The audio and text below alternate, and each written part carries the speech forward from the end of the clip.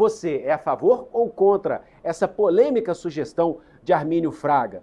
E é justamente essa fala de Armínio Fraga, economista, ex-presidente do Banco Central, que a gente coloca na tela do Poder Expresso para a gente se aprofundar nessa discussão. Eu acho que precisa de uma reforma grande. Uma boa já seria, provavelmente, a mais fácil, congelar o salário mínimo em termos reais. De 6 anos congelados.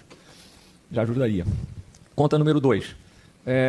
A folha de pagamentos do Estado brasileiro como um todo. E esse é um problema mais estadual e municipal do que federal. Mas é um problema muito grande, não só também pelo impacto financeiro. O governo brasileiro precisa passar, o Estado brasileiro, melhor dizendo, precisa passar por um processo de reforma, o RH do Estado brasileiro, radical. Tem muita gente em funções de liderança. Hoje mesmo eu vi, estava no almoço falando com a Márcia Castro, que está por ali, o Adriano Massuda também, são pessoas que conhecem esses temas profundamente. O pessoal em cima, nos cargos mais elevados do Estado, estão ganhando em dólar, já que a gente está aqui. Se ganhar 50 mil dólares é muito. Gente que corre um risco tremendo, trabalha feito um louco. Então, há um espaço enorme, não só para economizar, como também para melhorar. Por que eu listo esses dois espaços para trabalhar? Porque a soma do gasto com folha de pagamentos mais previdência, somando todas as esferas de governo níveis, no Brasil atinge 80% do gasto. Então, se tiver alguém aqui da Business School, se o Brasil fizer um benchmarking, é um ponto completamente fora da curva. Deveria ser 60% e 80% do gasto. Gasto primário, sem juros. Então, e tem um terceiro, que eu acho escandaloso, que são os chamados gastos tributários. 7% do PIB. 7%. Isso, assim, sim, tem os regimes especiais de imposto de renda, que estão agora começando a ser discutidos, finalmente. Mas, assim, eu até falei no outro painel, me perdoa quem estava lá, mas se você é um advogado, ganha $1 milhão por ano, você paga, pelo regime especial simples, paga 5% da sua receita. Mas como esse setor, os custos são mínimos, vai pagar 10% de imposto. Não faz o menor sentido. Eu sou totalmente contra as propostas do Piketty e similares, pagar uma alíquota marginal gigante, mas pagar 10%, 12% é uma vergonha. Uma vergonha. E aí, o que acontece?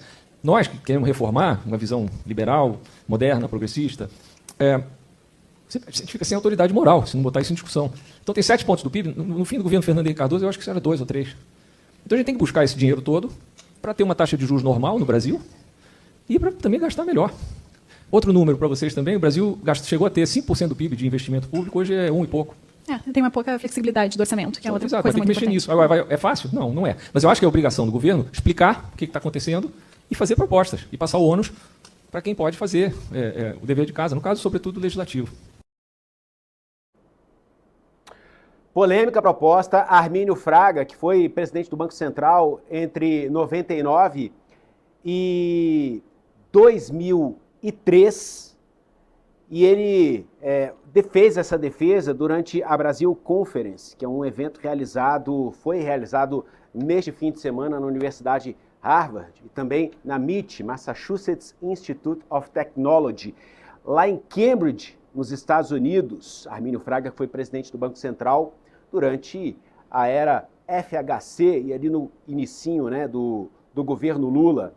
Começou o governo Lula e mudou o presidente do Banco Central, em uma época que a gente tinha uma escolha um pouco diferente, o mandato tinha uma dinâmica um pouco diferente para a presidência do Banco Central, lembrando que hoje tem esse mandato que atravessa diferentes gestões do governo federal. Um exemplo foi Roberto Campos Neto recentemente, vindo de 2 anos, os 2 últimos anos do governo Bolsonaro, e conviveu com o Lula nos primeiros 2 anos do mandato do atual presidente da República.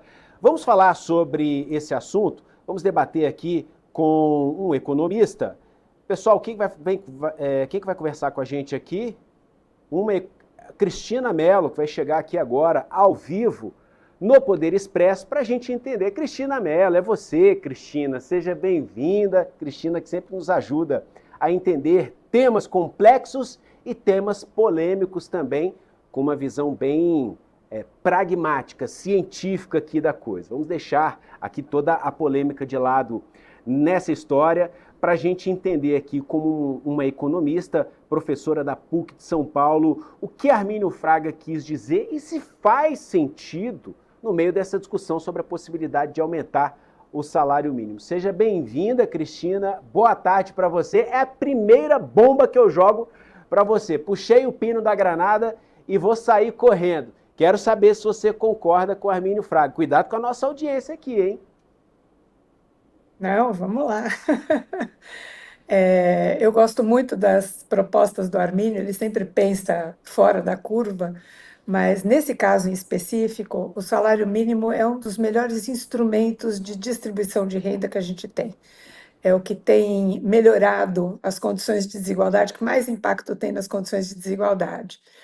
Em que pese que isso tenha um impacto grande nas contas públicas e seja um desafio, eu acho que o Armínio está melhor na proposta da gente segurar a taxa de juros abaixo da taxa de crescimento do PIB do que na proposta de segurar o salário mínimo. Cristina, R$ 1.627 em janeiro de 2026. Essa proposta do governo é plausível? Podemos considerar essa proposta possível? Se aprovada no Congresso Nacional, na Lei de Diretrizes Orçamentárias, é algo pé no chão ou pode gerar resultados negativos para a economia? Porque a gente sabe que se fosse só querer aumentar, a gente colocaria ali o salário mínimo entre R$ 3.000, R$ 4.000 e pronto, está resolvido o problema. Mas há sérios efeitos colaterais e por isso eu queria que você contextualizasse essa proposta e analisasse para a gente se é possível, se é plausível, se é uma proposta pé no chão. Tá bom, então vamos lá. A regra nova condiciona o reajuste do salário mínimo ao crescimento do PIB e ao crescimento da inflação.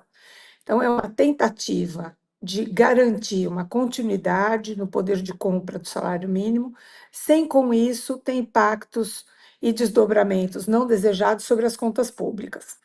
Então, o salário mínimo tende a ser reajustado pela inflação acumulada de 12 meses, mais o reajuste do PIB, né, do crescimento da produção de bens e serviços, isso tudo com um teto, com limite de 2,5%. Ou seja, toda vez que a inflação ou a economia crescer em mais de 2,5%, vai ter uma perda no poder de compra real do salário mínimo. Todas as vezes em que essa conta for inferior e chegar até 2,5% do salário mínimo, a gente vai ter uma manutenção da participação do poder de compra de quem ganha esse rendimento. Então, é uma conta plausível, uma conta, enfim, que respeita as nossas restrições econômicas. A gente também tem problemas de aumentar muito o salário mínimo, muito poder de pagamento, eu vou chamar, não poder de compra, porque quando a gente fala de poder de compra, o que a gente está dizendo? Que para comprar, algo foi produzido, né? Então, se você produziu algo, você gera um poder de aquisição, você não tem problema. Você tem o que ser comprado, você tem quem compre. O problema é quando você não gera o produto e gera um poder de aquisição. Aí, com isso, você desequilibra a conta inflacionária, né? Vai ter mais gente com capacidade de pagar e menos bens e serviços para serem comprados. Então, é esse equilíbrio que a gente precisa respeitar. E também olhar um pouco para um dos drivers de crescimento econômico, que é o mercado externo. E para competir no mercado externo, a gente tem que ter preço. A gente já não tem câmbio para o mercado externo, né? A gente tem um câmbio muito apreciado em função da nossa taxa de juros. E como o governo não enfrenta isso, e esse é um problema crucial, acabamos encontrando uma solução de outra forma. Cristina, o ex-presidente do Banco Central, Armínio Fraga, quando fez essa defesa de congelar o salário mínimo por 6 anos, ele mencionou, ele falou sobre a diferença no impacto para os cofres públicos quando a gente fala de governo federal, de estados, de municípios. Explica para a gente qual é essa diferença. Quando a gente fala aumento do salário mínimo, por que pode ser mais prejudicial para estado ou para município em comparação com o governo federal, por exemplo? Por conta das indexações. Então, muitos dos cálculos são feitos com base no salário mínimo. Então, os estados e municípios que têm uma indexação maior das suas despesas, então, são muitas despesas corrigidas pelo salário mínimo, vai ter um impacto maior na sua despesa. Onde os volumes de pagamento são menos indexados, o impacto é menor, o repasse é menor. Eu não tenho clareza de quais são os estados e municípios que têm impactos maiores do que o governo federal, mas a possibilidade de explicação é essa, né, de ter uma indexação maior de despesas. necessariamente despesa com pessoal, não é salários que são reajustados a partir de X salários mínimos, são diversas despesas de diversas naturezas, é isso? São diversas despesas. A gente pode reajustar o pagamento das aposentadorias por salário mínimo, a gente pode reajustar salários por salário mínimo. Tem várias despesas que estão indexadas a, a esse valor. Tá. E no que diz respeito à possibilidade de inflação, qual a relação entre aumento do salário mínimo e aumento de inflação? Bom, o aumento dos salários representa um custo de produção. Nos setores onde há uma intensividade maior no uso de mão de obra, esse é um custo muito expressivo e acaba sendo repassado para o preço final das mercadorias. Ligação entre os salários, o custo salarial e os preços, a repasse desse aumento de custo para preços. Acho que falhou aqui o finalzinho da conexão da Cristina, mas a gente conseguiu captar a mensagem. Cristina, a gente sabe que tem um estudo do DIEESE, Departamento de Estudos, um Departamento Intersindical de Estudos, né, que faz aquela projeção do quanto deveria ser o salário mínimo ideal. Você vê isso como algo mais utópico? A gente pode tentar perseguir? O que nos impede de alcançar o salário mínimo ideal, aquele salário mínimo que realmente a pessoa com o salário mínimo do bolso por mês, aquele salário que vai poder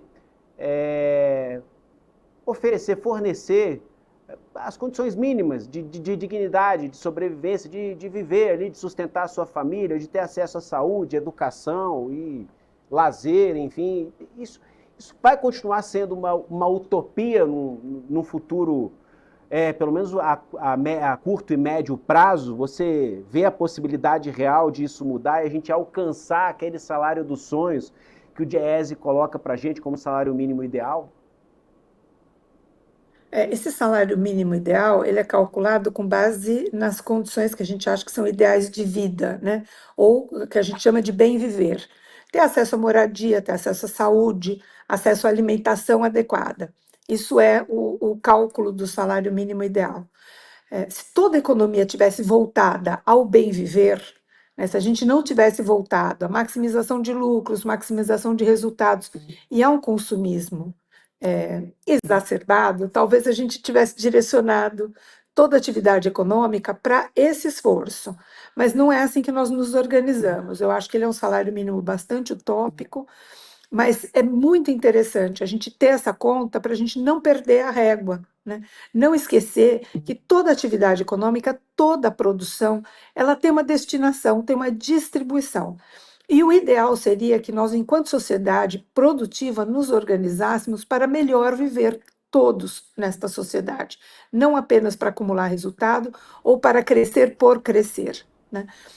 A gente cresce querendo ter um padrão de consumo como o americano. Isso é impossível globalmente.